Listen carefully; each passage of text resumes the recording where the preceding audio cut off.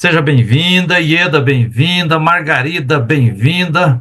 Glória, Vânia Fonseca, Eliana Miranda, Denis, é uma alegria, Ivone, nos últimos anos, aliás, os últimos não, já são quase 30 anos que, anualmente, nós, numa equipe de publicação do CEBI no estado de Minas Gerais, a gente se dedica a escrever um livrinho que nós chamamos de texto base do mês da Bíblia e subsidiar também, e aí a comissão se subdivide para escrever também uma cartilha bíblica, né, os círculos bíblicos e tal. Então esse encontro com você aqui busca a gente se familiarizar um pouco mais com a carta dos Romanos aí, né? Carta do apóstolo Paulo aos Romanos, a partir dessa perspectiva feminista, ecológica, né? Socialista também, espero. E aí a gente pede autorização a todos, todas e todos aqui, para a gente gravar, ficar essa gravada reunião, porque depois a gente pode rever, né? Lá mais no final do ano, depois a gente fizer alguns encontros aqui, nós vamos nos subdividir, cada uma vai ficar com a tarefa de escrever um artigo. Então, Ivone, sem mais, Ivone, seja bem-vinda, a casa é nossa. Aqui, como é virtual, vai ficar mais difícil, mas a Lúcia vai ficar responsável de fazer o milagre, de fazer aparecer o pão de queijo com café. Não sei como é que nós vamos fazer. Uau! Coisa boa, Lúcia. Eu vou ficar devendo. Hoje eu vou ficar devendo. Mas se quiser um vinho, aí é outra história. Melhorou ainda mais.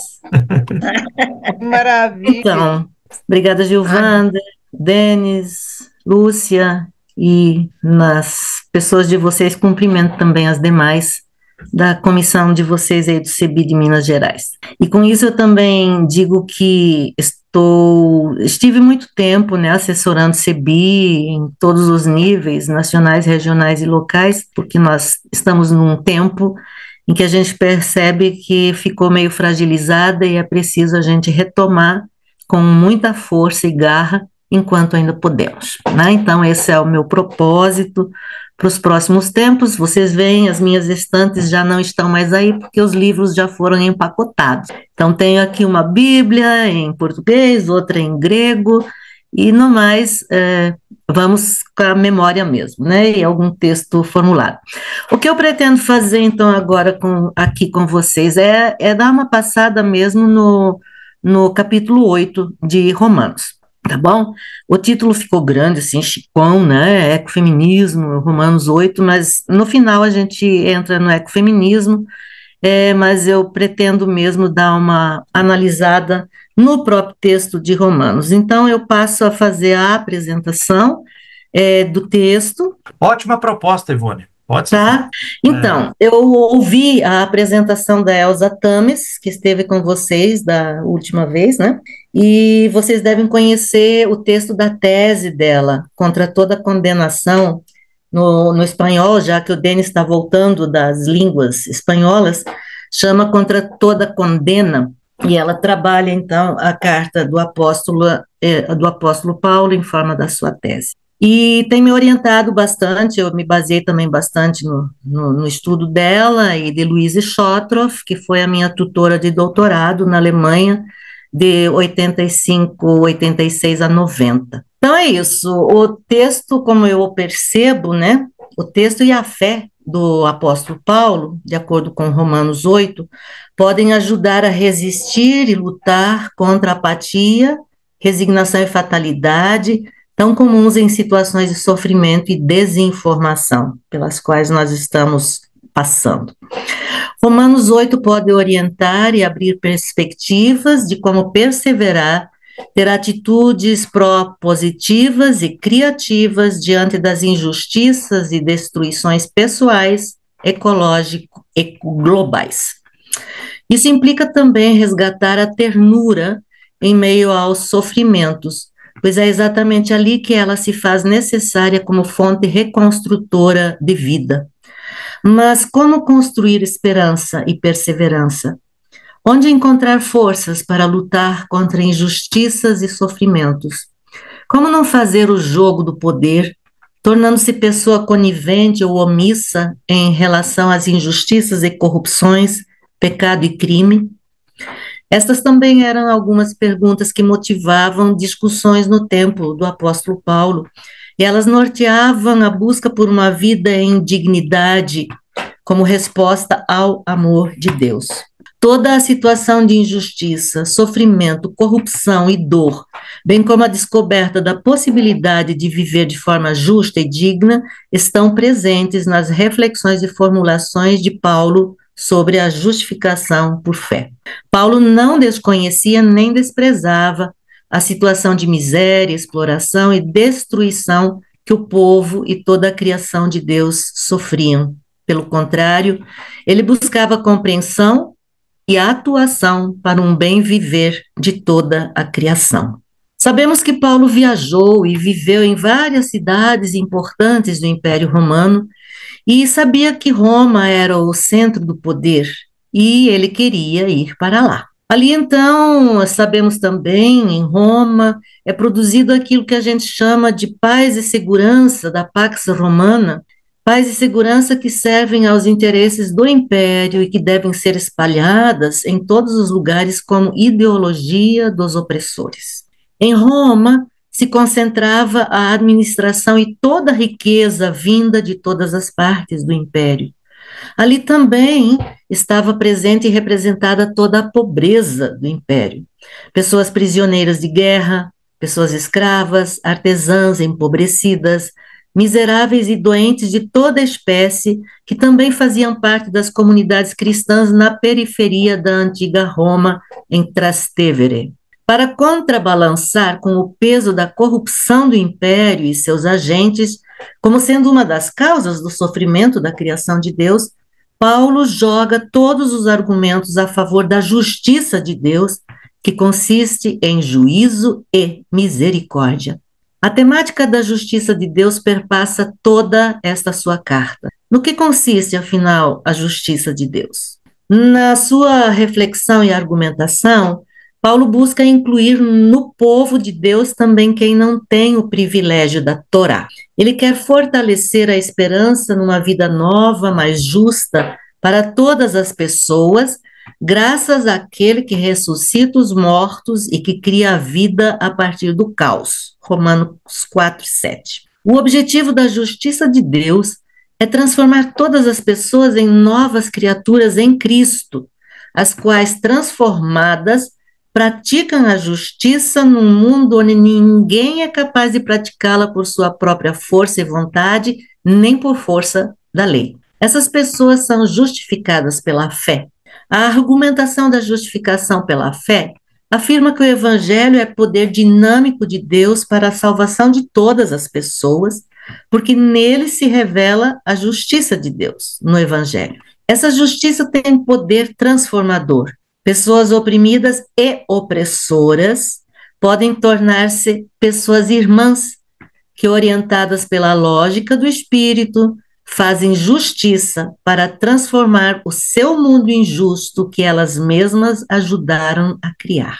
Para Paulo, o pecado é um poder escravizante que impossibilita as pessoas de realizarem o bem que elas querem. Para dentro dessa situação, que reflete a situação social e que repercute na sociedade romana, Paulo anuncia a boa nova, o Evangelho, que é a intervenção de Deus através de Jesus Cristo para todas as pessoas que creem e a justificação pela graça mediante a fé, de acordo com Romanos 3:21-26. Assim, o termo justificar, de kaiol, é central para Romanos e significa que Deus torna a pessoa justa. Simultaneamente, como consequência dessa justificação, Deus faz com que as pessoas realizem a justiça. Somente assim, pela manifestação da justiça de Deus mediante a fé em Jesus Cristo, é que pode haver pessoas justas. A finalidade da justificação é transformar os seres humanos em sujeitos que fazem justiça, que resgatam a verdade aprisionada na injustiça, no contexto. Nossa obediência que provém da fé, e através dela podemos optar por transformar nossos membros, corpos, em instrumentos de justiça, de acordo com 6:13. A justificação pela fé afirma que as pessoas justificadas são e vivem como novas criaturas, dentro de uma criação renovada. Paulo pensa na realidade da nova criação não apenas de corações individuais, mas de uma sociedade inteira e de todo o mundo, de acordo com 8:19-21.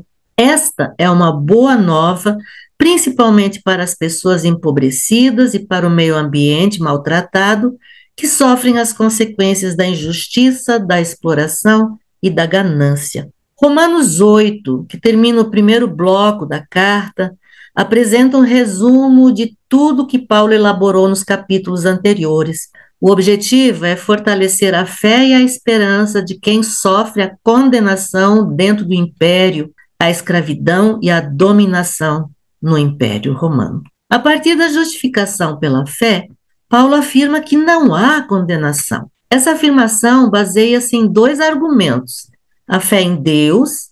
Deus é solidário com quem sofre, ninguém pode nos separar do seu amor, e a fé resposta no ser humano.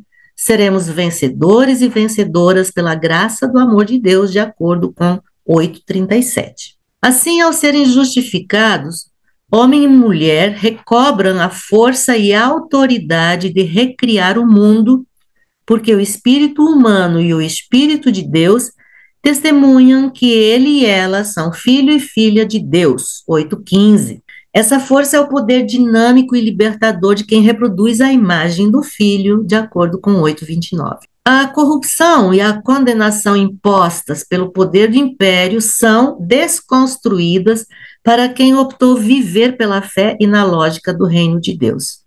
Mas quais são as razões para uma tal opção dentro do Império Romano e hoje? De acordo com o Paulo, é o fato de que a lei do Espírito, que dá a vida em Cristo, nos libertou da lei do pecado por meio do Filho. E qual é a finalidade de tal opção? É a justiça da lei que se cumpre em nós através de uma conduta orientada pelo Espírito. 8:4. A solidariedade de Deus com as pessoas condenadas à morte e à miséria na história revela-se na condenação do pecado como estrutura, na libertação da escravidão e na justiça. Deus condena o pecado, condenando a lógica perversa da sociedade, exposto por Paulo em Romanos 1-2. A graça de Deus, que se revela como libertação, alcança principalmente as vítimas, as partes mais vulnerabilizadas dessa lógica do pecado. Somente Deus em Cristo pode libertar dessa estrutura injusta e poderosa do pecado, e isso acontece dentro das estruturas do nosso mundo. Essa boa notícia também envolve o Espírito que habita nas pessoas que estão em Cristo e que foram justificadas. Essas que no mundo não têm poder, recebem a autoridade de proclamar uma nova ordem econômica e político-social baseada na lei do Espírito que dá a vida, porque ele quer vida e paz. 8:6. E seu interesse é a justiça. 8:10. Assim, a proclamação e a vivência da justificação são centrais para a construção dessa nova lógica e atuação baseadas no espírito da vida. Num mundo que causa opressão, sofrimento e desinformação, a tendência é que as pessoas tenham medo, fiquem resignadas e se tornem cúmplices e coniventes. Para Paulo, no entanto, importa é fortalecer a resistência. Essa resistência é a expressão da fé que nos torna pessoas justas. Mas para isso, a saída é revelar que todo sistema que segue a lógica do pecado está condenado e não tem autoridade para ele mesmo continuar condenando as pessoas. Paulo realça a boa nova da lógica do Espírito que quer o bem-estar de todas as pessoas, baseado na justiça. A prática dessa lógica é a única que liberta do pecado e da morte E nisso não se caminha só, mas na comunhão das filhas e dos filhos de Deus. 8:14-17. Temos, portanto, dois sistemas na carta do apóstolo Paulo. A lógica da libertação, salvação, e a lógica do pecado, morte. Esses dois sistemas antagônicos estão em constante luta, e é somente o Espírito que pode fortalecer as pessoas e construtoras de uma nova dinâmica nas relações com toda a criação. O Espírito habita nelas e elas não estarão sós.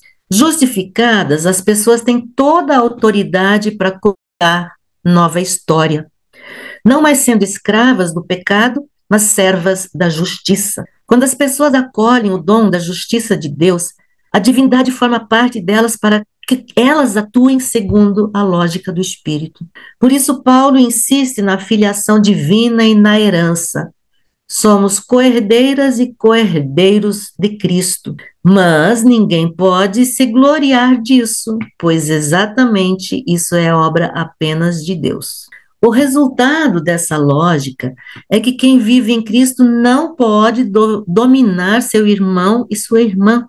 Afinal, a história continua aberta até o juízo, quando todas as pessoas responderão por seus atos diante do tribunal de Deus, de acordo com 14:10. A abordagem de Paulo é realista, por isso não ignora o sofrimento. O pecado foi vencido, mas continua existindo. A força do divino no humano não anula o sofrimento. Paulo, as comunidades do seu tempo e nós sabemos que o Filho de Deus, por causa do pecado incorporado nas histórias de relações humanas. E nesse contexto, o sofrimento é tamanho que não apenas as pessoas, mas toda a criação espera a revelação dos filhos e filhas de Deus na expectativa da libertação plena. 8:17-19. Tal filiação divina não anula sofrimento. Não é proteção contra dor e tristeza. Ao contrário, ela pode inclusive significar que os sofrimentos aumentem, pois entrando na lógica de Cristo, sofre-se com ele e por causa dele. A filiação divina e a presença do Espírito não significam que o corpo não esteja sujeito a toda sorte de dor, sofrimento e tristezas. Pode significar, no entanto, que a maneira de encará-los vai mudar. Os sofrimentos podem, então, pela graça e pelo amor de Deus em Cristo e na comunhão com outras pessoas, transformar a apatia em participação, a resignação em perseverança, a conivência em transformação. Quem engendra isso é o cuidado que Deus tem para conosco, sua criação. E Ele quer que as pessoas tornadas justas pratiquem esse mesmo cuidado em relação a outras pessoas que sofrem, incluindo toda a criação. A ternura é algo intrínseco do cuidado de Deus e de mulheres e homens que vivem a partir da graça e do amor desse Deus. Assim, os sofrimentos são encarados e vivenciados de forma propositiva e solidária e podem ser relativizados diante da vivência da salvação e da justiça já agora e na glória que ainda é utópica. Dentro desse contexto amplo da justificação, destaca-se a relevância de toda a criação e do trabalho holístico pela restauração, pela recriação de toda a vida. Em Romanos 8:18, o apóstolo Paulo retoma o assunto do versículo anterior para dar-lhe continuidade a aprofundamento, argumentados com a partícula pois. Ele havia afirmado que, se sofremos com Cristo, também com ele seremos pessoas glorificadas. Tanto o tema do sofrimento quanto o tema da glória é retomado no versículo 18. O destaque é dado para a certeza que Paulo tem sobre a superação do sofrimento, o qual é característica desse tempo. Esse tempo é tempo revelador, é tempo de desmascarar a injustiça e articular esperança e perseverança. Assim, o apóstolo não é ofuscado pela certeza da glória, mas essa certeza torna seu olhar e seu juízo mais aguçados para a percepção da injustiça manifesta nos sofrimentos. Só assim é que ele pode remeter simultaneamente para a superação dos mesmos, contrapondo os sofrimentos à glória que será revelada. O assunto é apocalíptico. Há coisas que precisam ser desvendadas ainda e urgentemente. 2 vezes em seguida usam-se termos apocalípticos em 8:18 e 8:19. A partir daí vai ser revelado, isso é, vai se tirar a máscara do sofrimento e da sua causa. A justificativa da superação do sofrimento é a expectativa da criação toda, ctisis, que aguarda ansiosamente a revelação dos filhos e filhas de Deus, 8:19, para que possa ser libertada do sem sentido causado pela ganância e opressão. Fantástico esses 2 versículos, 18 e 19. A libertação da intrinsecamente ligada com a libertação das pessoas que dela fazem parte. Senão, como se explica a expectativa da criação?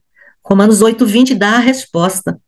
A criação está submetida ao sem sentido, metaiote. Essa submissão existe não porque a criação assim o queira, mas por causa de quem a sujeitou. Temos aqui um midrash, uma interpretação crítica dos resultados advindos da ordem divina por ocasião da criação e da queda dos seres humanos, 1:3, a queda de toda a criação, o que se expressa por meio do pecado como estrutura escravizadora.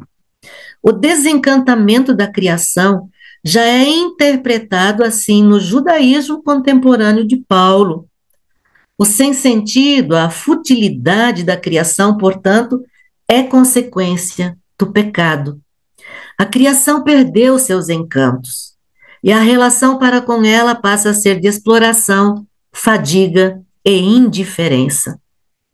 Esse estado de sem sentido não reside nem na criação, nem em Deus, e sim é por causa daquele que a submeteu, o que pode remeter tanto a Adão e Eva, bem como ao Império Romano, estrutura sistêmica que Paulo utiliza para caracterizar o pecado. Nesse tempo de sofrimento, o primeiro anseio, a primeira expectativa expressa por libertação é manifestada pela criação. A passagem de 8:20 para 8:21 é profunda e central. Eu peço que vocês acompanhem a leitura do texto bíblico nesse caso. Ali está expresso que a expectativa por libertação da criação é a esperança. Essas filhas de Deus, isto é, a sua justificação, que condena toda espécie de dominação e opressão, mas é também a libertação, pois, citação, também a criação será libertada da escravidão, da corrupção para a liberdade, da glória dos filhos e filhas de Deus, 8:21. Há, portanto, aqui uma visão holística da libertação, da revelação através da graça de Deus. O acento recai sobre toda a criação. O texto afirma que a criação será libertada do cativeiro da corrupção e que também ela viverá a liberdade da glória dos filhos e das filhas de Deus que foram agraciados pelo amor de justificação dos serem tornados justos e justas. A criação participará da liberdade e da glória. O texto respira e transpira a nova criação. Agora há sofrimento, e o apóstolo Paulo demonstra que existe uma profunda relação entre a futilidade, o sem sentido da criação e o cativeiro da corrupção, sob o qual a criação toda está sofrendo.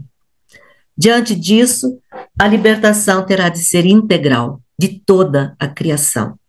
A liberdade das filhas e dos filhos de Deus terá que estar ligada à libertação da criação e vice-versa.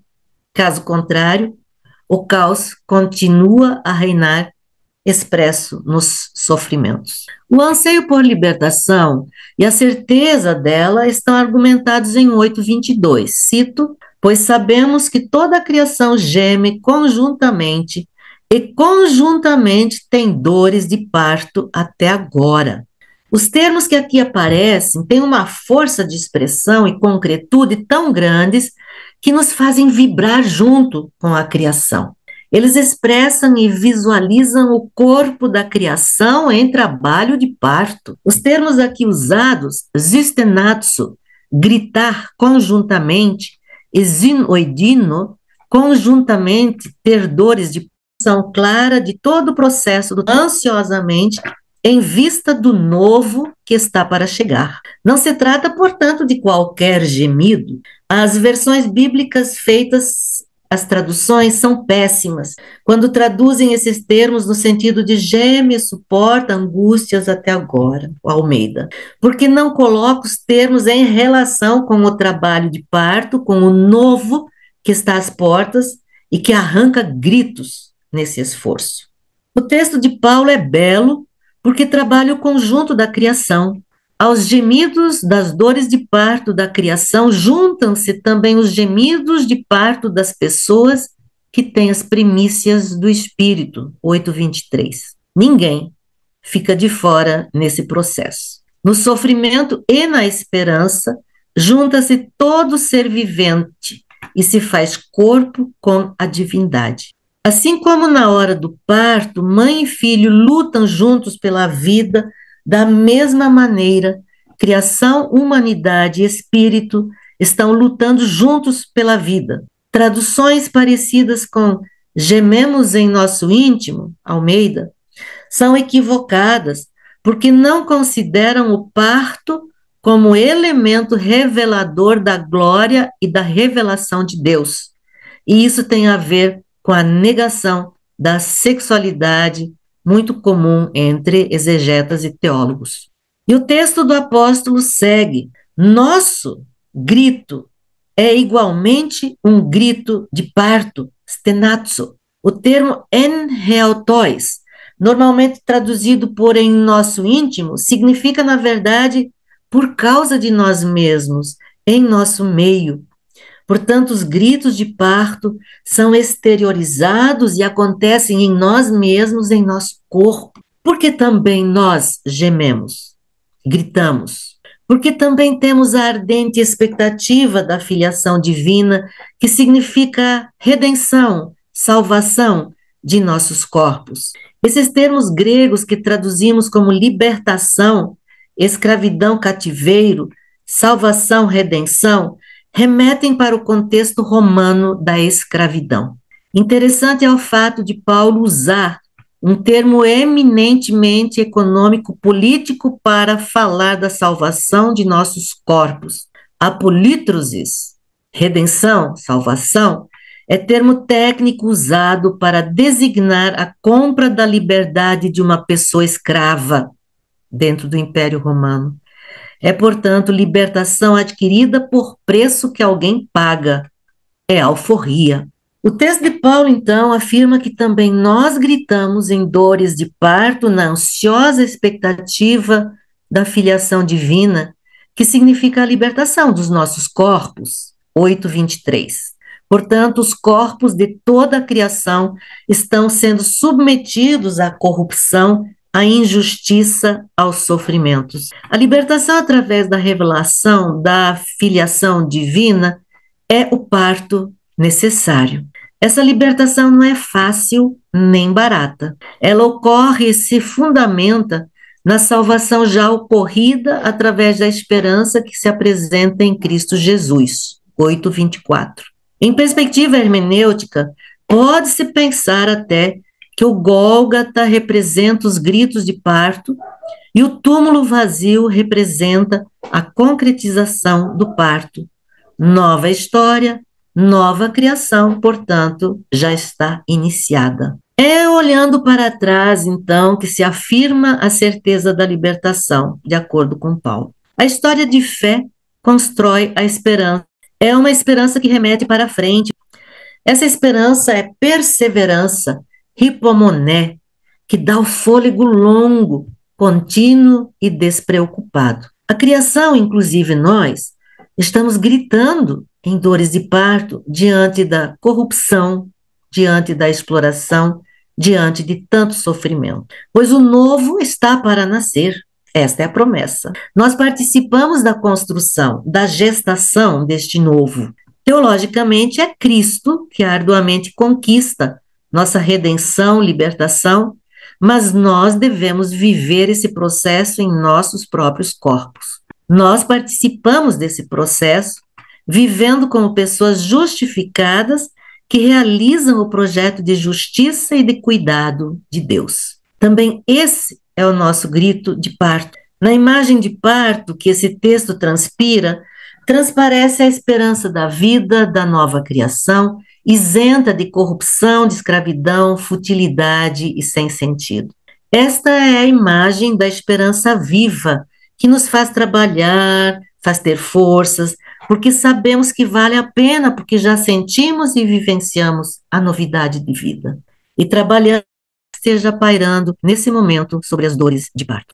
E nesse empreendimento nós não estamos sós. Também o Espírito nos assiste em nossa fraqueza, asteneia. A nossa fraqueza situa-se dentro de um contexto social determinado, onde os fortes são os mantenedores do poder, criam os mecanismos e realizam as dinâmicas da corrupção e da escravidão. Nós, no entender de Paulo, somos pessoas fracas em relação aos poderes corruptos e ao poder do pecado, mas não estamos todas justificadas, e o Espírito nos assiste em nossa fraqueza, principalmente quando não sabemos orar. Então, finalmente, também o Espírito intercede por nós em gritos de parto, stenagmos, em 8:26, de tal forma que não podemos expressá-lo nós mesmos. E nisso acontece a vontade de Deus, 8:27. Deus cuida zelosamente de toda a criação e o faz no poder da Trindade. Assim, não há motivo para medo e insegurança. As pessoas que amam a Deus, todas as coisas cooperam para o bem. 8:28-30. Se todas as coisas conjuntamente estão sofrendo, então todas as coisas conjuntamente também trabalharão para o bem. Esta é a esperança. A ideia do sinergismo baseia-se na certeza da superação do sofrimento, visto que no final está a justiça e a glorificação das filhas e dos filhos de Deus, imagem do Filho, 8:28-30. Então, Romanos 8 testemunha a experiência da opressão sob as condições socioeconômicas e políticas no Império Romano. O sistema e os instrumentos dessa opressão corrupta e violenta estão descritos em 8:31-39. Ali se mostra quem transforma a criação em futilidade, em sem sentido, quem escraviza as pessoas, quem planeja e realiza a corrupção. As pessoas que creem em Deus são acusadas de não serem fiéis ao império e à sua política. Vejam 8:33. Diante dessas acusações que sofrem as pessoas que creem em Deus, reforça-se a justificação de Deus. Deus não abandona em meio à perseguição. O sofrimento e a condenação para quem é fiel a Deus não vem de Deus, mas dos poderes representativos de uma sociedade injustamente construída. 8:35. Dentro desse contexto de corrupção e escravidão, Romanos 8 também testemunha a resistência através da construção da esperança e da certeza da vitória, que se baseia na fé e na salvação já vivenciadas. 8:38-39. Testemunha também ainda a colaboração de toda a criação nesse processo. As pessoas que creem não estão sós. De todo esse trabalho de recriação, comprometimento com a vida, simbolizada na imagem do gritar em dores de parto. Esse grito antecipa e pressupõe o cuidado, a saudade daquilo que ainda não está aí, mas que já é sentido. Ele expressa o grito, a expectativa do abraço e da alegria, a glória, que já dá para sentir em meio à dor. Nada poderá nos separar do amor de Deus em Cristo e na intercessão do Espírito. Por isso é que não há condenação para as pessoas justificadas. 8:1, 8:39. Elas, por causa disso, colocam-se a serviço na prática da justiça com os gritos de quem está trabalhando no novo que já está aí, mas que precisa de uma força para resplandecer em glória. Esse novo inclui e pressupõe um novo paradigma para vivermos como criação de Deus, cuidando-nos mutuamente. Finalmente, não basta fazer exegese e hermenêutica de textos bíblicos, precisa haver o respiro da espiritualidade que foi vivenciada naqueles contextos e que foi transmitida até chegar a nós. Hoje, uma espiritualidade ecofeminista de libertação pode dos conteúdos oferecidos para fortalecer sua resistência e suas práticas proativas, dando atenção especialmente às partes mais vulnerabilizadas de toda a criação, que são mulheres, crianças, pessoas empobrecidas e idosas, doentes, o ambiente todo que sofre as atrocidades praticadas em nome de um suposto desenvolvimento. A libertação de toda a criação também depende de nós, que somos conclamados e conclamadas a fazer força e a gritar, a lutar, para que o novo aconteça. Gente, é isso que eu preparei para o momento. Oi, Ivone, nossa, eu estou aqui quase em estado de graça, viu? Eu estou num estado de desespero porque eu não vejo vocês, eu estou aqui sozinha, apesar do texto dizer que não estamos talvez sós.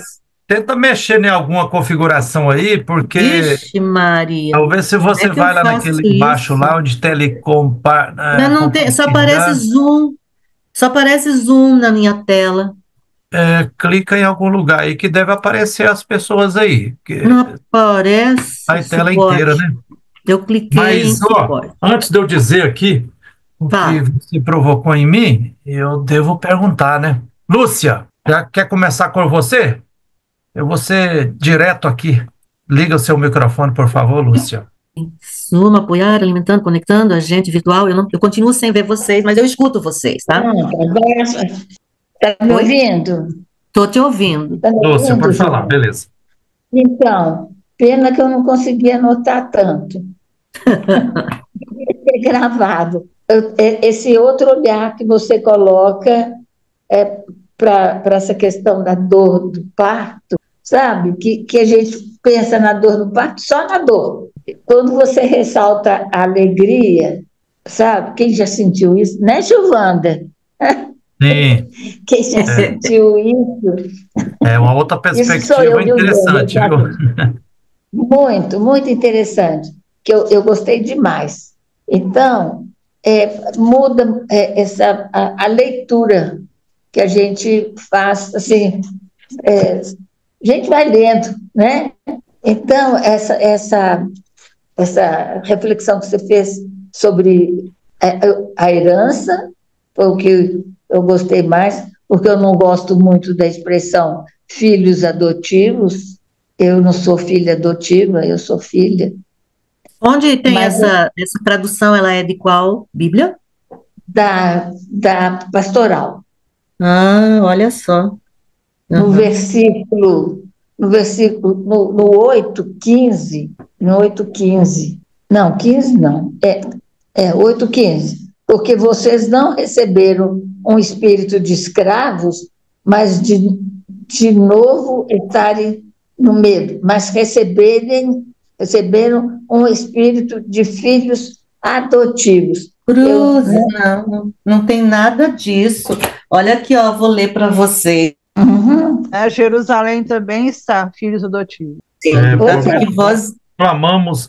Nossa, muito ruim. Deixa eu ver o Almeida. 8:15. Leia para nós no grego aí, por favor. Então. Deixa eu ver o Almeida. Tá bom, é só um pouquinho. Deixa. Outra vez atemorizados, mas recebeste o espírito de adoção. Aqui no grego diz assim: pois não recebestes o espírito da escravidão, novamente para ter medo, mas recebeste o espírito da filiação, no qual, dentro desse espírito, né, clamamos, Abba, Paizinho. Isso. Espírito da filiação. Tá? Agora, só, já que eu comentei isso, para me tranquilizar, como ele está escrevendo os Romanos, e talvez ele ainda tenha aquele espírito de que Deus Javé é o Deus do povo dele, então Javé estaria recebendo os romanos como filhos também. Me tranquilizou, apesar de não gostar. Lúcia, né? Como eu não estou vendo você lá, 12 Lúcia. romanos. Oi. Estão me ouvindo? Estão ouvindo, beleza. É difícil de falar que Paulo estivesse se dirigindo aos romanos, tá? Mas agora vocês carta não é voltaram. Ó, é só mexer nos botõezinhos aqui. Meus filhos sempre dizem, mas tem que brincar mais com as mídias. Então, Aparecemos aí? Aparecemos, todo mundo. Beleza. Lúcia, a gente não deveria estar falando que Paulo se dirige aos romanos, tá? Paulo se dirige à pequena comunidade cristã, gentílico-cristã, judaico-cristã em Roma, na periferia operária de Roma, em Trastevere, que fica pro lado de lá do rio, né? Quem já esteve em Roma, quem quer lá um dia, vai visitar aquela região, que é muito significativo, tá? Então, é lá que está o pessoal pobre, artesão, comerciantezinhas, né? Esse povo de pequena, de baixa renda, né? Sem muita significação. Então, Paulo não está, nos olhos de Paulo, não está a converter as grandes elites, né? As elites romanas, mas está em dar suporte para as comunidades que ali estão, antes dele. Então, são comunidades criadas por mulheres e por homens. Temos o Andrônico e a Júnia, que já atuou bem antes de Paulo, né? Então, Paulo é alguém que se une, que se coloca junto com, né? E escreve para essas pessoas, esclarecendo como ele percebe o evangelho, né? A boa nova de Jesus Cristo, e a preciosidade dele nessa carta é a construção de uma teologia da justificação, que significa simultaneamente, não dá para abrir mão disso, que é porque eu sou agraciada por Deus, né, porque Deus me ama primeiro, eu vou dar a minha resposta a esse Deus com a prática. Então, Deus no coração significa isso. Eu, por mim mesma, não consigo ser justa porque eu vivo dentro de estruturas de poder, de corrupção, de conivências, etc. e tal. Deus, por fé em Jesus, nos torna pessoas justas. E se tornamos pessoas justas, é preciso que a gente mostre por que a gente é justa, considerada justa por Deus, por sabermos praticar a justiça dentro de cada situação, tá? Então, Paulo quer sim, né? Ele vai para os gentios, ou como a Elza fala, os pagãos, né? Para converter, para ganhar para Cristo, né? Mas dentro dessas condições, precisa largar da corrupção, precisa largar de políticas injustas, de economias injustas, precisa parar com isso.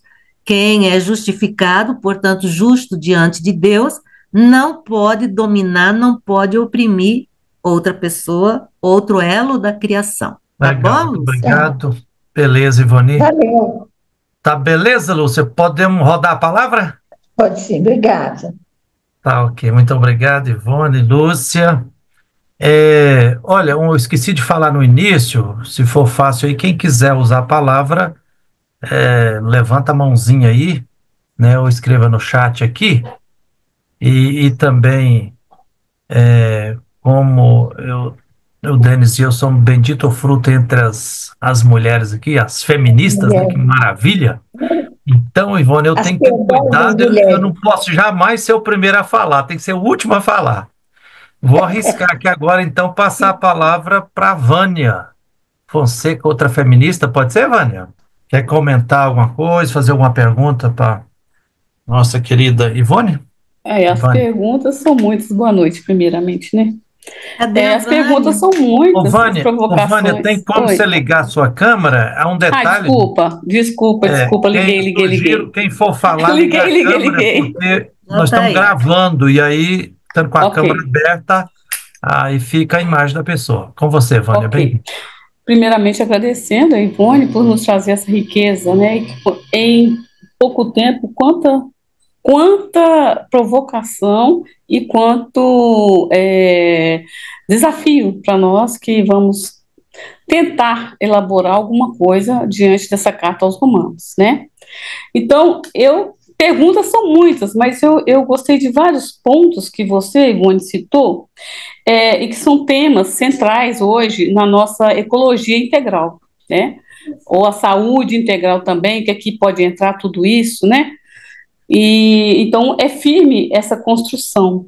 Mas a minha pergunta seria: como a gente entraria nessa parte do ecofeminismo?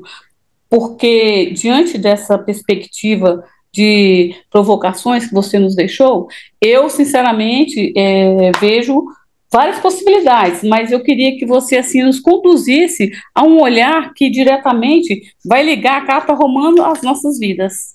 Por que risada? Tu não quer nada, né? Eu quero Querendo tudo. você Por pega isso que eu pela gosto mão de seguir, assim e sempre gostei. caminhar.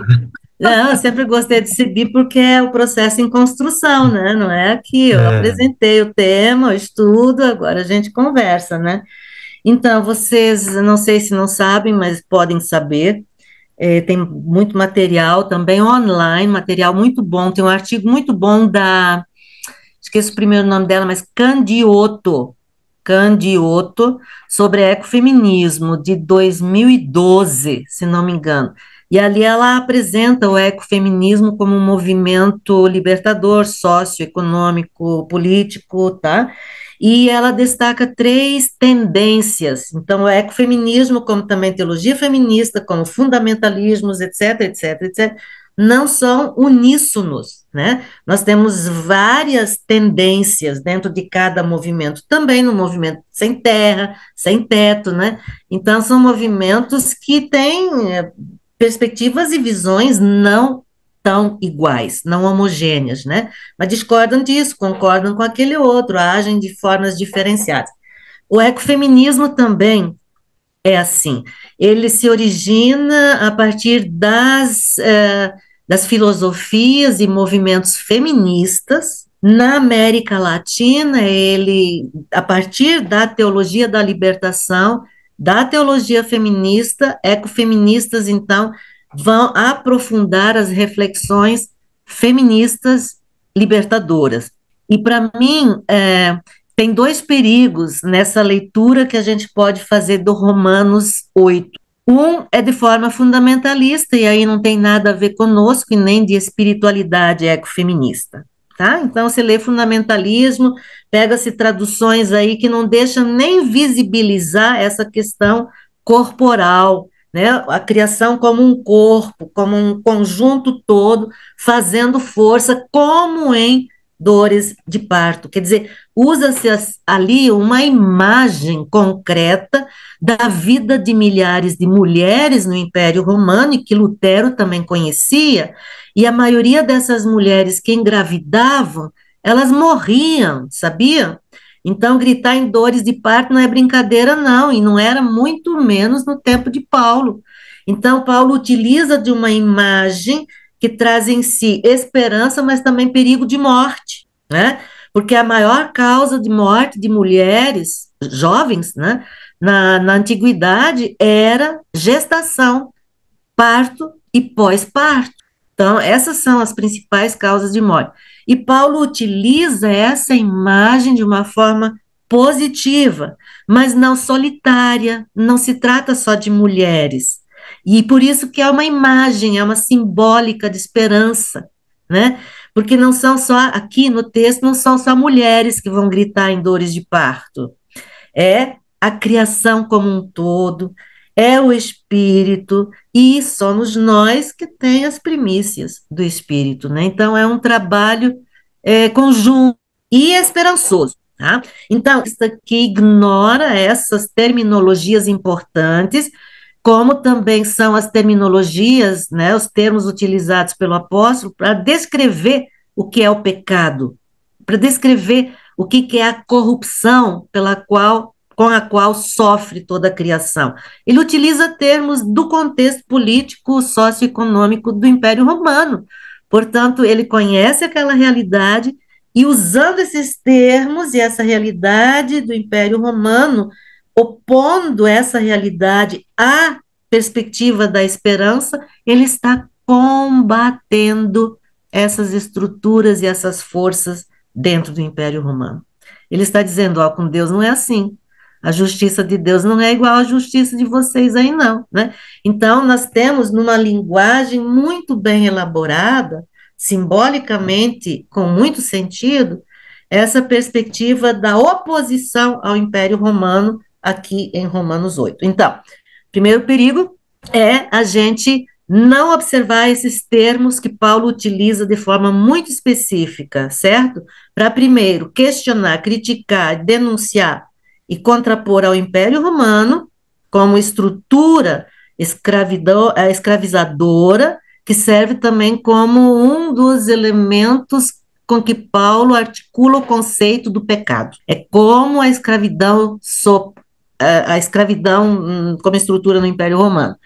O segundo risco que a gente corre é a perspectiva essencialista, né? A Candiotto descreve isso muito bem no artigo dela, é uma perspectiva essencialista, acho que é em perspectiva teológica que ela escreve, tá? Vocês podem olhar na internet, está online. A perspectiva essencialista colocaria muito rapidamente, por causa da imagem do parto, a natureza, né, a natureza e a mulher como pertencentes uma à outra, como equivalentes, tá? E aí a gente tem que tomar um cuidado, porque na perspectiva essencialista, a gente retoma antigos paradigmas do que seja ser mulher. Então, mulher é ser materna, maternidade, né, na essencialista, é ser cuidadosa, cuidadora, demonstrar ternura e cuidado, como se essas também não poderiam ser virtudes e atitudes dos homens. Então, cuidar para não se tornar essencialista. A Ivone Gebara também trabalha muito bem essa questão no livro dela sobre ecofeminismo. E a outra questão que eu queria destacar é que a minha perspectiva é ecofeminista crítico-construtivista, né? Então, a gente precisa aprender, e ali eu me situo muito bem, que eu venho da teologia luterana, protestante, que eu venho dentro dessa teologia, na formação, eu tenho Milton Schwantes como meu mestre, trabalhei com Carlos Mestres desde o início no CEBI, né, Agostinho, e aí a gente estava fazendo e continua fazendo teologia da libertação. E dentro do movimento da teologia da libertação, eu me tornei teóloga feminista. E agora, mais recentemente, nos últimos 10, 20 anos, 2010, eu escrevo um livro sobre terra e água na espiritualidade do movimento de Jesus, né? Ali eu também trabalho um pouco esse texto, essas questões. Então, o que a gente percebe no desenvolvimento das tecnologias, da ganância e do capital, certo? Sofre a natureza, sofre o ambiente, sofre o meio ambiente. Assim como também nesse processo quem mais sofre são as mulheres e as crianças. Então se conjugam esses dois elos, esses dois fatores, esses dois atores, né, sociais e político e econômicos, que são, de um lado, sofre a natureza por causa da ganância, por causa do veneno, por causa de não sei o quê, né, no trabalho, na lida com a terra, com as águas, com os ares. Sofre, tá? Igualmente, imediatamente, as mulheres, as crianças, as pessoas idosas também sofrem em decorrência disso. Por exemplo, escassez de água. Com a escassez da água, quem providencia água para a família normalmente? No mundo, mas também aqui no Brasil. São as mulheres, as crianças que têm que correr longe para o poço e carregar água nas costas, nos braços ou na cabeça, né? Então, essas questões se evidenciam em epidemias socioambientais, como foi também a Covid-19. Quem mais sofre? Dentro de casa e fora de casa, de novo, são mulheres e crianças. Então, a gente percebe numa espiritualidade ecofeminista, os elos mais vulnerabilizados são a criação como um todo, e especificamente mulheres empobrecidas, crianças, idosos, doentes, né, etc. e tal, tá? Então, isso a gente considera nessa questão crítico-construtivista, e a gente poderia olhar o texto agora como o sofrimento, né? O sofrimento, e aí sim, um estudo elaborar quais sofrimentos que a gente poderia destacar. E aí, do ambiente como um todo, você tem trocentas perspectivas, né? E como é que a gente pode associar isso à vida de mulheres, crianças, enfim, as pessoas mais vulnerabilizadas no sistema dentro do qual nós vivemos, né? Seria mais ou menos isso. E se esses são os elos mais vulnerabilizados, mais marginalizados, oprimidos, então o que que significa? Que também Deus justifica essas pessoas. Deus também torna justas essas pessoas. E aí tem um repensar todo, né? Todo um repensar, a gente precisa repensar toda a teologia, todo o nosso sistema de construção de relações, todo o nosso sistema econômico, político, distribuição de terras e tal. Bom que o governo já começou a colocar a terra na mão das mulheres, né? Tá, então a gente precisa reolhar, rever também a teologia.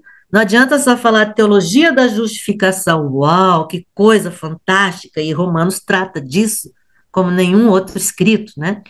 Mas também é preciso perguntar em que essa teologia da justificação pode contribuir com a vida, com a qualidade de vida, com a dignidade das mulheres, das crianças, dos elos mais vulneráveis da criação, né?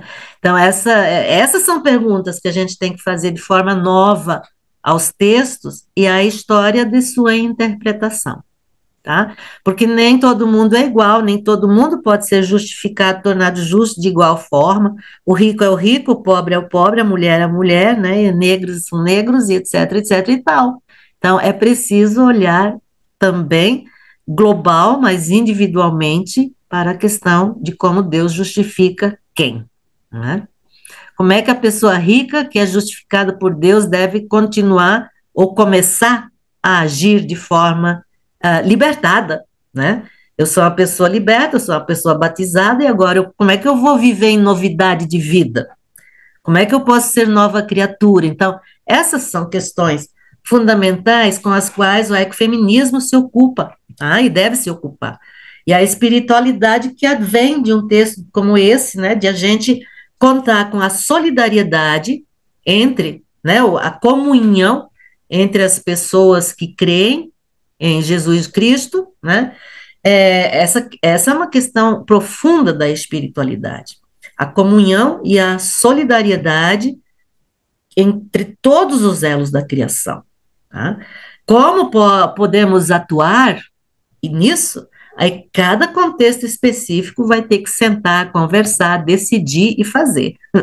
Né? Eu acho que é isso, é a roda viva e muito significativa, que cada grupo, que cada comunidade, cada pequena família, pessoas, enfim, vão ter que refletir sobre isso e pensar, mas em que a gente pode contribuir, fazer diferente, como quem está vivendo essa coisa do gritar em dores de parto para gerar o novo, né? O diferente, o algo melhor. Eu usaria o termo, alguém falou antes, acho que foi a Lúcia, não sei, não, a Vânia mesmo, né? Ecologia, saúde integral.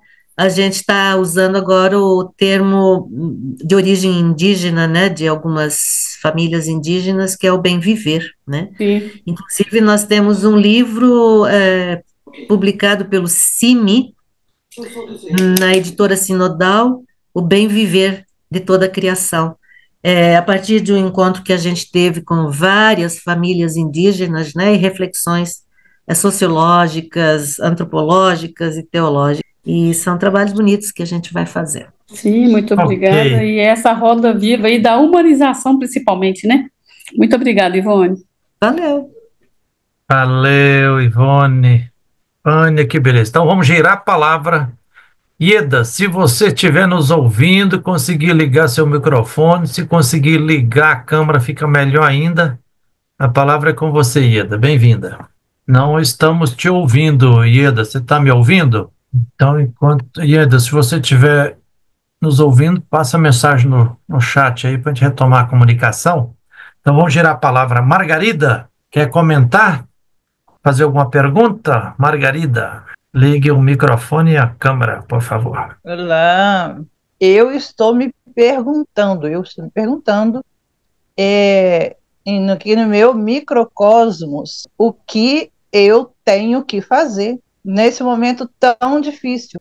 É muito importante essa abordagem feminista, e para mim, a gente que vê a morte como finitude e dói muito perda e tudo mais, quando a Ivone traz para nós esse Paulo que fala dessa dor de parto, e aí ela dizendo de esperança e de perigo, de morte, quando ela cita o túmulo vazio como um útero, porque é assim que eu entendi, como um útero que produziu uma nova vida, uma libertação mesmo.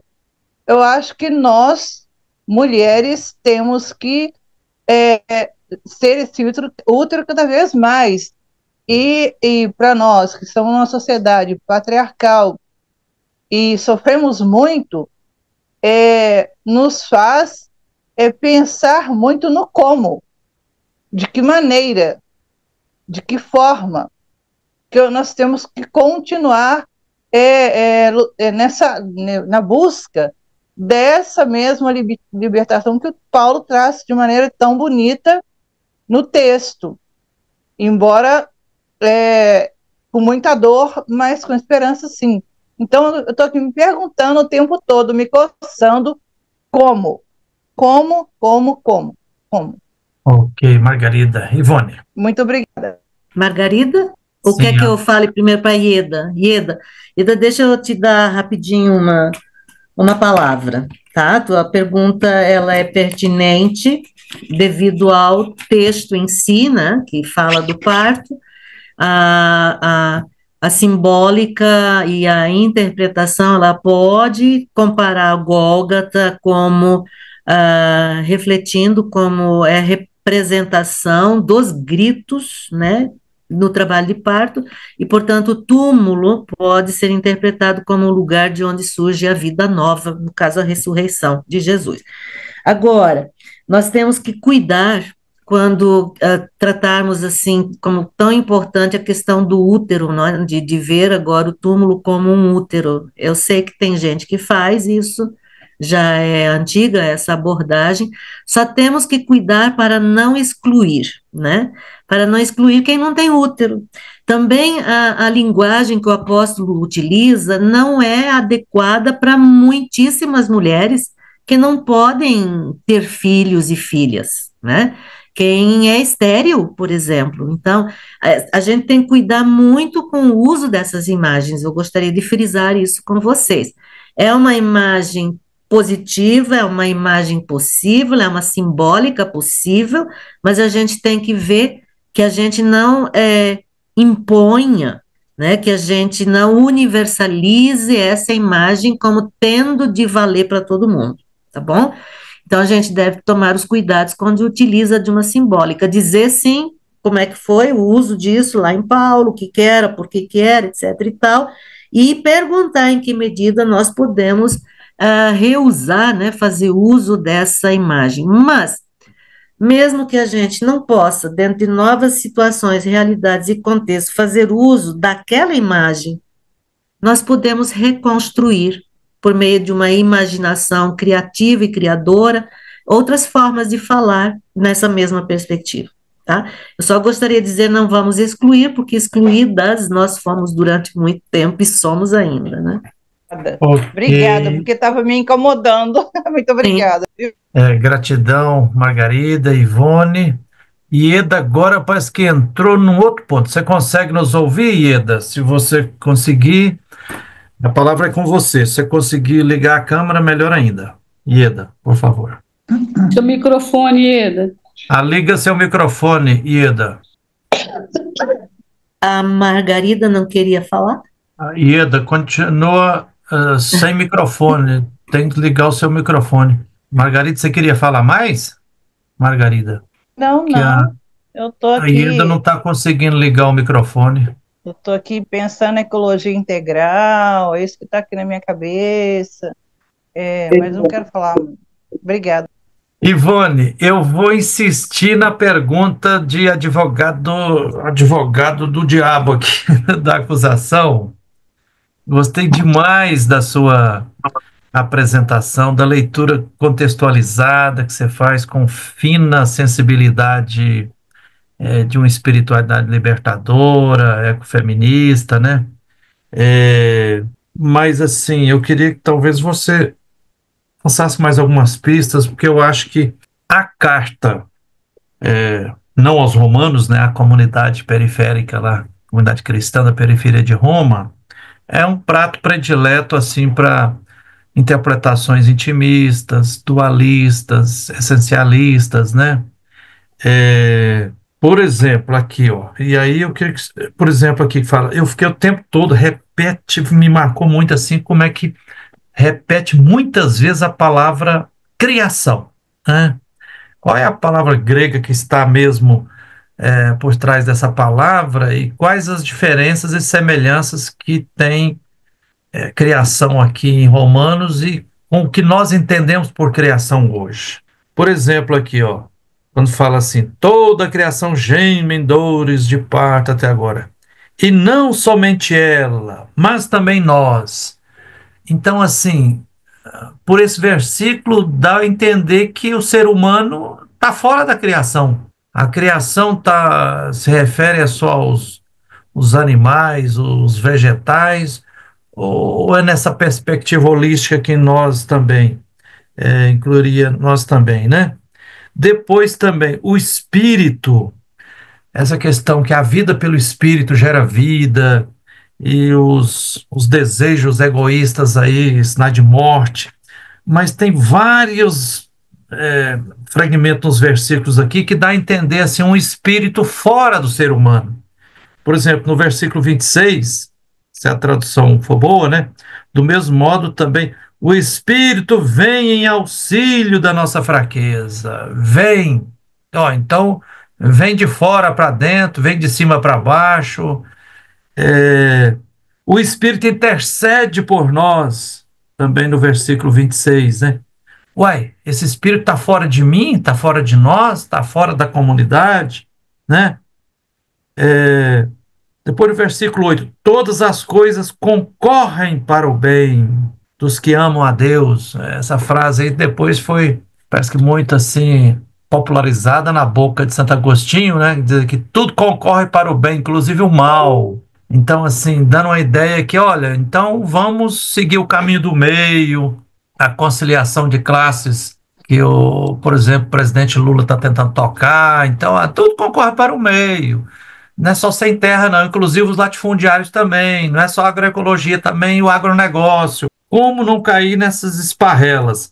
Estou citando alguns exemplos assim, para você ver que se eu fosse reler o capítulo 8 de Romanos, acho que dá margem assim, se a gente ficar na superficialidade do texto, a gente pode recair em um monte de leituras dualistas, intimistas, né? Também os predestinou, aí cai naquela outra esparrela, fala, mas tem os predestinados, Frei Gilvando, não, aconteceu isso aqui, olha, tá, esse negócio de guerra aí, já está tudo definido, é o fim do mundo mesmo, está na Bíblia, que Deus predestinou e tudo, não adianta eu me mexer não, cai no fatalismo, né?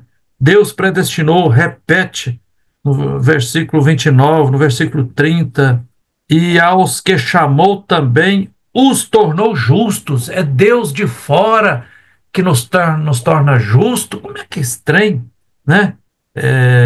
Depois, ele não poupou seu próprio filho, no versículo 31, o entregou por todos nós. Oh, mas que imagem horrorosa de Deus aqui, um Deus sádico, né? Que entrega então esse versículo 32 aqui, prato cheio para justificar aquele negócio. Olha, não, nós temos que agradecer só o sangue de Jesus mesmo. Jesus tinha que morrer na cruz lá e tinha que tirar todas as gotas de sangue, tudo, e Deus estava aplaudindo, explodindo champanhe porque ele estava sendo morto. Como entender isso? Depois, quem os escolhidos de Deus? Vou ficar por aqui. mas, assim, se eu puder arriscar, você falou, mas eu queria frisar aqui, para mim ficou muito enfático na sua análise, gostei muito, mostrando assim, como é que é uma comunidade muito perseguida. E aí eu te pergunto, detalhe aqui, dá para colocar o final do versículo 37 aqui como se fosse uma metáfora assim, da comunidade? Ovelhas destinadas ao matadouro, né, que eu estou vendo hoje, assim, não só a classe trabalhadora, a classe camponesa, mas a humanidade, diante da idolatria do mercado, desse capitalismo com a máquina brutal de moer vidas, parece que nós estamos sendo... Eu tenho ouvido muito expressões nesse sentido hoje na luta dos camponeses, nós estamos sendo encurralados, nós estamos sendo cerceados, nós estamos levando para o final da espécie e tudo. Então é isso. Joguei um pouco São angústias, né? espontaneamente, Eu mas acho para que você... não, mas eu entendo, são angústias que você expressa, né? E eu penso que é preciso expressá-las mesmo, que também eu compartilho, em parte, com elas, delas, né? Se há, Gilvander, né? Aquilo que o apóstolo 50, por exemplo, a questão da predestinação, né? Que se tornou doutrina depois, com elucubrações que nem o apóstolo Paulo não consegue ficar sossegado, né? Com o que se formou depois a partir do que ele escreveu aqui, né? Então, eu acho que sim, tem coisas aí que a gente deve questionar a partir do nosso hoje, tá? Nem tanto a partir do hoje de Paulo, naquele contexto, tá bom? A diferenciação se faz necessária.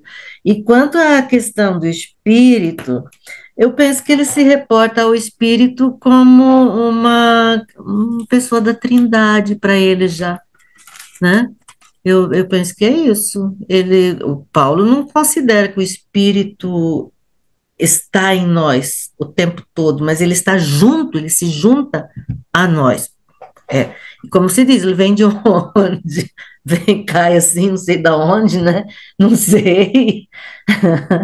Mas são questões muito. Me incomoda muito, além dessas que você colocou, né?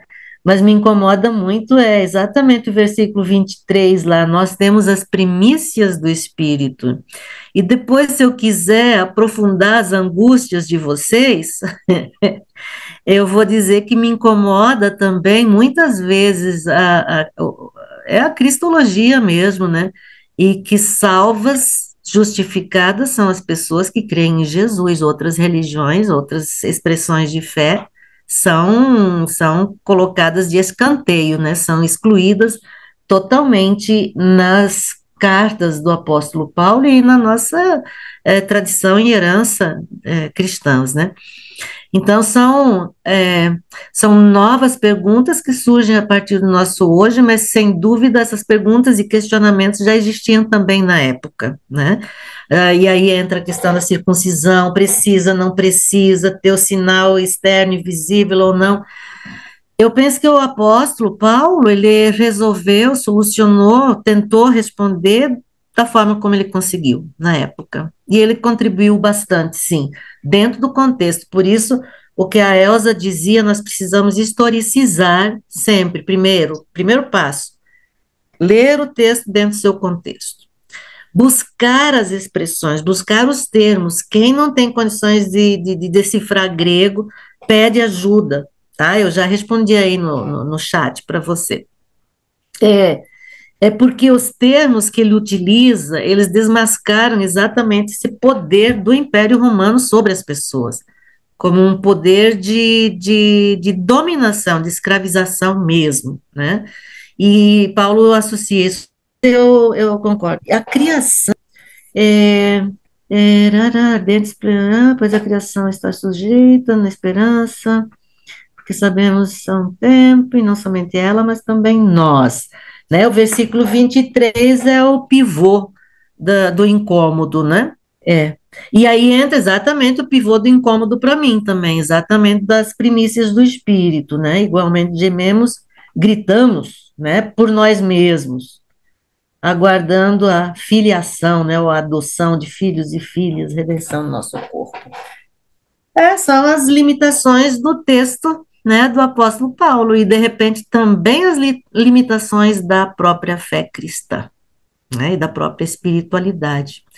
E por isso que eu penso que as contribuições novas, tanto da teologia da libertação, dos movimentos sociais e tal, as releituras que se faz para dentro desses movimentos, né, também ecofeministas, são importantes, porque abre a letra e pode deixar o espírito fluir, né, e dar sentido à palavra da vida, né, a palavra de Deus. Então, para nós fica a pergunta, o que nesse Romanos 8 é a palavra de Deus? Exato, eu gostei muito dessa perspectiva, para a gente não cair naquele risco também, assim, de sacralizar o texto, né? Uhum. Mas buscar sempre esse espírito, esse transformo. Agora, o termo que ele utiliza para a criação é ctisis, então é a criação toda. Né? É o termo também utilizado na tradução grega do hebraico, né, para narrativa lá da criação do mundo. Então, ótimo. Gratidão, Ivone. Ô, Ieda, agora eu estou esperançoso que eu acho que você vai conseguir falar agora. Pelo menos a sua câmera está mais ligada. Consegue falar, Ieda? Na realidade, eu quero boa noite, né? E uma boa noite especial para a Ivone. Oi, Ivone. Ô, Ieda, se você conseguir mexer um pouquinho na câmera aí para aparecer o seu rosto, porque aí fica melhor assim. Beleza. Obrigado. E foi, Ivone, você deu aula para mim, não sabe, nas Paulinas, há muitos e muitos anos. Há muitos e muitos anos, 2002, por aí. Então, foi muito bom te ver, sabe, te ouvir. Eu gostei muito da fala, da perspectiva que você coloca, porque eu vou, como Gilvander, eu vou dizer o seguinte: Romanos não me é muito simpático, tanto que eu ainda não li a carta, né? Ainda não peguei. E agora, a partir do capítulo 8, eu, aqui no pequeno versículo, deixando de lado todas essas nossas preocupações e ansiedades, um pequeno versículo aqui, é o 24, ele que diz que com essa esperança nos salvaram. Então, uma esperança que já se vê não é esperança, pois se alguém já a vê, para que esperar? Então, eu acho que esse versículo vai ser importante para nós. Nós temos o ano que vem o ano jubilar, né? Cujo tema é a esperança. Então, Gilvander, a gente vai passando por cima do que não gosta, a gente deixa para trás. E o que a gente acha, gosta e acha que pode ajudar, né? Pode contribuir, acrescentar, a gente pega, a gente toma para. Então, eu gostei dessa esperança solta aqui. É um já e ainda não, né? Então, é uma perspectiva do já e do ainda não. A gente vive realmente nesse já e ainda não. Então, a partir de manhã eu vou dar uma lida na carta, né? E ver fazer igual o Gilvander, ver o que se pode aproveitar ou não. Mas uma coisa, Ivone, que eu queria te pedir, Gilvander, se possível, é que você nos desse uma orientação do que não pode deixar de ser usado, de ser comentado, de ser escrito em Romanos. Pode ser. Você diz no material que vocês vão elaborar? Isso, se o Gilvander me permite. Exatamente. Porque normalmente, Ivone, só um adendo no que a Ieda está colocando, a gente faz esse estudo preliminar aqui, né, ouvindo algumas pessoas que têm se debruçado mais estudando, depois a gente faz mais ou menos um esquema, até a gente chegar num ponto assim de 6, 7 ou 8 assuntos, para virar 6 ou 7 capítulos, mas que se complementam, né? E são aspectos assim para ter uma leitura libertadora, ecumênica, feminista. Sim, leitura libertadora. Inclusive, né? Eu acho muito preocupante aqueles capítulos 1 ao 3, mais ou menos, acaba de abrir minha Bíblia aqui, fala sobre a ira de Deus. Como é que nós vamos trabalhar isso? Essa ira de Deus. Capítulos, e são importantes. Pelo que eu vejo, são capítulos importantes, né? Sim, são mesmo, deles, né? Da ira de Deus. Eu só estou lembrando agora das profecias dos profetas, né? Tem tanto o anúncio quanto a denúncia, né? O anúncio, às vezes, é um Deus irado, né? Um Deus irado que faz justiça de um jeito que a gente não gostaria de conceber, né? Então, acho que faz parte da teologia mesmo, né? Da teologia bíblica. Essas várias facetas de Deus. Ele é, ao mesmo tempo, misericordioso e irado, né? Ele condena também, né? É. Mas eu penso que, assim, Romanos 8, como finalização do primeiro bloco, Isso. deveria ser trabalhado no material de vocês, tá? Colocando exatamente a retomada de assuntos importantes nesses 8 primeiros capítulos. Sim, eu diria, apesar de todas as dificuldades, colocar essa coisa do gemido da criação, né? Dessas imagens que eu destaquei aqui com vocês, certo?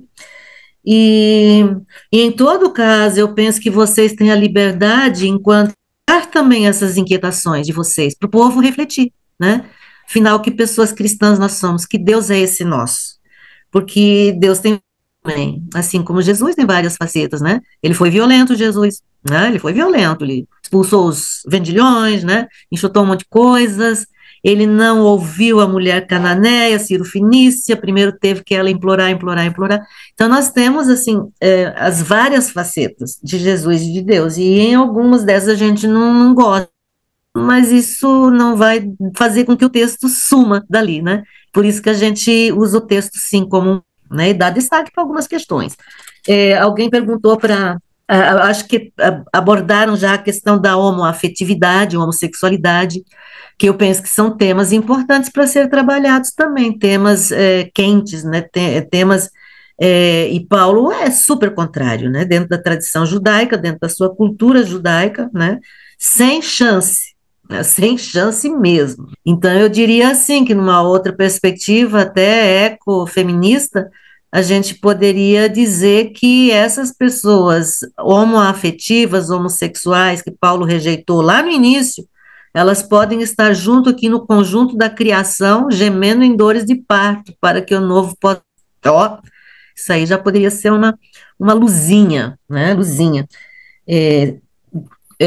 9 a 11, é um bloco que não querem se converter ao cristianismo. São 3 capítulos muito interessantes, porque Paulo briga, Paulo debate, discute, coisa e tal, mas ao final ele diz, Deus quer que todas as pessoas sejam salvas, né? Então, se para eles é pela lei, então que eles sejam salvos pela lei. Olha, isso da boca de Paulo é, assim, bastante novo. Eu escrevi um artigo, acho que está em RIBLA, Revista de Interpretação Bíblica Latino-Americana, sobre Romanos 9 a 11. Se quiserem, está online, tá? Tá online. Eu estudei com Jacil, é muito importante. Esse bloco é muito importante. Estudei ele com Jacil, pessoa Jacil Rodrigues. Exatamente. Ótimo, beleza. E outra é Romanos 13, né? Se vocês querem bater com fundamentalistas, ou Romanos 13 é a questão do poder, né? Não é qualquer autoridade à qual a gente deve se submeter, é aquela instituída por Deus, né? A autoridade que seja autoridade mesmo, é aquela que provém de Deus. As outras, né? As outras são as outras. Beleza, eu acho que ótima pergunta, Ieda, porque nós já estamos assim delineando mais ou menos o conjunto, né? E que beleza, Ivone, que você está dando umas dicas aí. Por exemplo, Ieda, eu já vejo de saída, como tem sido sempre em todos os nossos livrinhos, e aqui também a Ivone também enfatizou isso, a gente tem que fazer uma leitura contextualizada, Sim. Né? Então, assim, um capítulo sobre o contexto da comunidade, para mim esse versículo 36 aqui, como ovelhas destinadas ao matadouro, Sim. é uma metáfora de uma comunidade muito perseguida, e de outro lado, esse é o tema, então qual o contexto da carta, né? E o outro... E isso aí, Gilvander, é citação que Paulo faz, né, do Antigo Testamento. Então, isso também é importante. É uma citação, uma metáfora, né? Que ele pode ser uma metáfora da situação da comunidade. Outro, Ivone, que eu acho que eu sinto muito forte aqui, e conexão com isso, é uma comunidade que está, assim, diz, na tábua da beirada, sob uma tribulação muito grande, né? Perseguição. Fome, toda tragédia, assim, tudo. E aqui, eu acho que é outro capítulo que a gente precisa escrever.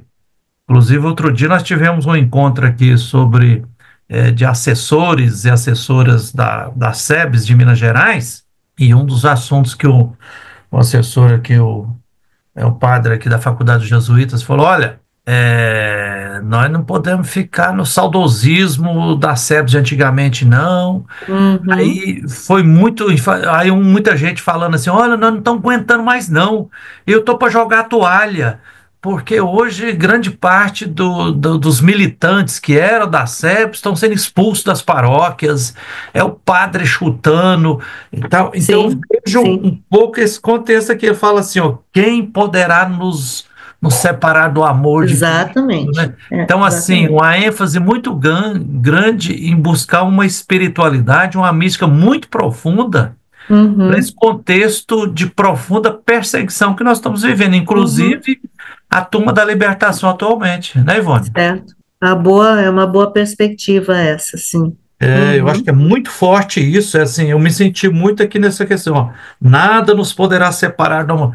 Tem muita gente, hoje, Ivone, aqui em Belo Horizonte, tem uma igreja que foi criada aqui, o objetivo é reunir os desigrejados. Sim. Quer dizer, está crescendo o número de pessoas que não tolera mais participar de missa ou de culto de padre, de pastor, porque é tanto moralismo, é tanto fundamentalismo, é tanta injustiça, que é melhor ouvir Deus fora, né? Então está sendo uma igreja dos igrejados.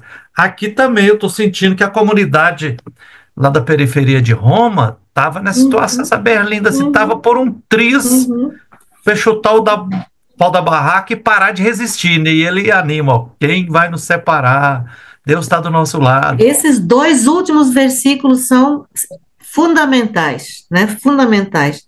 Porque, como você diz, reflete a situação da comunidade, mas aí vocês precisam olhar os termos, né? Os principados, os poderes, né? Tudo isso, que são indicadores da perseguição sofrida. Então, se quiserem fazer um capítulo sobre comunidade perseguida, ou sofredora, ou não sei que termo vão usar, vocês podem pegar de várias partes da carta que o apóstolo escreve a essas comunidades em Roma e juntar isso. Então, capítulo 8 tem o versículo 36, né? Aliás, 35 já, olha aqui, ó. Já começa 31 até 39, está trabalhando isso. Vocês podem fazer um apanhado disso para tratar das perseguições, da ameaça de serem separados do amor de Deus, mas que não será, né? Não será. Então é a mística e a espiritualidade que sustenta, diz que dá oxigênio para atravessar essa... Até as companheiras estão falando, a Eliana está dizendo aqui, ó, eu me sinto assim. Margarida, somos 2 desigrejadas. Eu não sou ainda. Eu ainda não sou desigrejada, mas eu também não sou mais tão apaixonada. Ai. Você é pastora, não é? Eu sou pastora, agora emérita, mas continuo voluntária. Ah, legal. Beleza. A nossa paróquia aqui em Goiânia é muito boa, muito aberta, ecumênica, muito crítica, então estamos bem. É uma exceção no mundão. Muito. Lá esse patamar no momento, muito triste. Mas a gente vai passar por isso, tá? Vamos atravessar isso de boa, né? Beleza. Ivone, a conversa está muito boa, mas já são 21h18. Acho que nós temos que ir caminhando para... Eu estou com fome. Nós temos que liberar você também. Eu também tenho que caçar um trenzinho na cozinha ali para comer. Tá certo. Mas alguém está querendo falar uma palavrinha? O Denis Não sei se ele está nos ouvindo. Ieda, você quer falar mais ou não, Ieda? Tá bom? Não estamos te ouvindo, Ieda, tem que ligar o microfone. E vocês viram aí, não sei se todos perceberam, mas eu fiz o pedido aqui e a nossa querida Ivone já assumiu o compromisso de depois, com calma, apresentar para nós uma tradução aí do capítulo 8, né, de Romanos 8, para nos ajudar, para a gente não ficar escravo. Por exemplo, aqui, ó, e essa tradução, depois que eu fiz exegese, isso é fundamental também. Depois que eu fiz o mestrado em exegese bíblica, eu gosto de comparar, assim, os textos bíblicos lá nos manuscritos, que se diz que são mais próximos dos originais, né, seja em grego ou em hebraico, é uma lâmpada de 300 volts. Uma tradução dessa aqui é uma lâmpada só de 30 volts. Então, por exemplo, aqui no verso, mais uma escorregada aqui, você mostrou para nós aí, Ivone, no versículo 15. E vocês não receberam um espírito de escravidão. Aqui na tradução está um espírito de escravo. Olha, espírito de escravo é intimismo. Nossa, o espírito de escravo está questionando a pessoa, né? Exatamente. O espírito de escravidão está questionando a estrutura. A pessoa gosta de falar da escravidão, quer dizer, nessa lógica, nessa estrutura imperial, escravocrata, não, isso aí não. Deus quer um espírito de liberdade, nada de escravismo, né, de imperialismo e nada. Então, assim, umas traduções que subjugam e torturam o texto, né? Não deixa o texto falar. Que interessante. Então, deixa eu sugerir para vocês, Gilvander e turma, de vocês fazerem sempre a leitura comparada de várias versões de textos. O Almeida aqui, por exemplo, ele usa também, qual é o versículo 15, né? Não recebesse o espírito de escravidão. Então, o Almeida, no meu perceber, assim, na minha percepção, é o que está mais próximo do texto grego.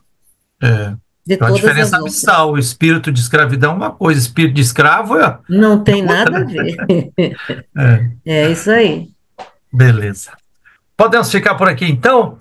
Oi, Ivone, gratidão, que maravilha. E uma pessoa simpaticíssima, eu já usei seus textos desde a minha monografia em teologia lá em São Paulo, depois do mestrado, fico tão feliz. Continue com muita saúde e contribuindo aí com a caminhada, tá? Gratidão muito forte. Eu que agradeço também, Gilvander, turma, Eliana, Ieda, Margarida, Lúcia e quem mais aí estiver, Margot, né? Quem mais, né? Vânia. Eliana, Obrigadão mesmo pela oportunidade de conversar com Nós vocês. Nós que agradecemos, Ivone. E seguimos. Nós que agradecemos. E solidárias, né? Apoiando-nos e cuidando-nos mutuamente. Tá bom? Ok, um abração. Tchau. Gratidão a todos e todas. Nosso Deus está brilhando noite e dia pelos campos e praças do país. É presença na voz da meninada que convoca um futuro mais feliz. É infinita a razão da plena vida, todo o povo cantando hoje bem diz. É infinita a razão da plena vida, todo o povo cantando hoje bem diz. Aleluia, aleluia, aleluia, aleluia. Vamos cantar que é pra glória de